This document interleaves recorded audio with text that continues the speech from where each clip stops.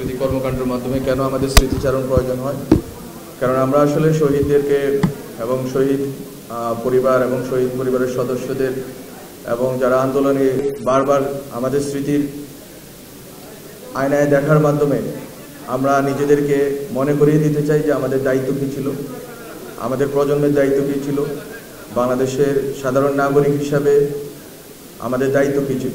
আমরা মূলত আমাদের নিজেদের দায়িত্বকে মনে করিয়ে দেওয়ার জন্যই আমরা আসলে শহীদদের স্মরণ করি এবং শহীদদের যে হিরোইজম, বীরত্ব, শৌর্য, সেটাকে আমরা আমাদের পাথেয় হিসাবে নিই যে আমরা যদি আবারও এই পরিস্থিতির মুখোমুখি হই, আমরা যদি আবারও ফ্যাসিবাদী শাসন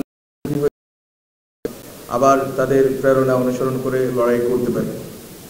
তো এই জন্যই আমাদের শহীদদের, আমাদের লড়াইয়ের এবং আমাদের দীর্ঘ দশকব্যাপী আমাদের শুধু ছাত্র নয় বরং সব রাজনৈতিক দল এবং সব রাজনৈতিক পক্ষ গোষ্ঠীর যেই লড়াই ছিল সেটাকে স্মরণ করে দেওয়ার জন্য এবং নিজেদের আগামী দায়িত্ব আবারও নিজেদের যাতে বিস্তৃত না হয় সেই জন্য আমরা বারবার শহীদদেরকে স্মরণ করব। জুলাই একমাত্র মাস নয় যে আমরা শুধু শহীদদেরকে এই মাসে স্মরণ করব, বরং আমরা আমাদের প্রত্যেকটি পদক্ষেপে দেখার চেষ্টা করব কতদূর আমরা আসতে পারলাম এবং আমাদের আসলে কতদূর যাওয়া দরকার ছিল। বিশেষ করে বাংলাদেশে এখন যেই সংকটময় পরিস্থিতিটা আছে সেটা হচ্ছে বাংলাদেশে রাজনৈতিক দলগুলোর মধ্যে এক ধরনের বোঝাপড়া চলতেছে যে আসলে কী ধরনের রাষ্ট্র আমাদের দরকার।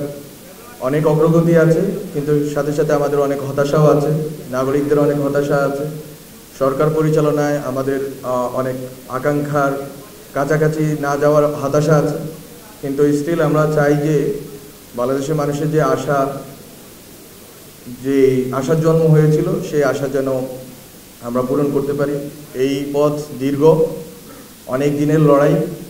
আমরা মনে করি না 1 বছর 2 বছরের মধ্যে এই লড়াইয়ের ফসল আমরা পাবো, কিন্তু আমরা যদি লেগে থাকতে পারি এবং শহীদদের প্রেরণা অনুসরণ করতে পারি, আমরা আশা করি বাংলাদেশকে একটি গণতান্ত্রিক এবং সর্বজনের সকলের রাষ্ট্র বানাতে পারবো, সকলের নাগরিক অধিকার রক্ষার একটি রাষ্ট্র বানাতে পারবো।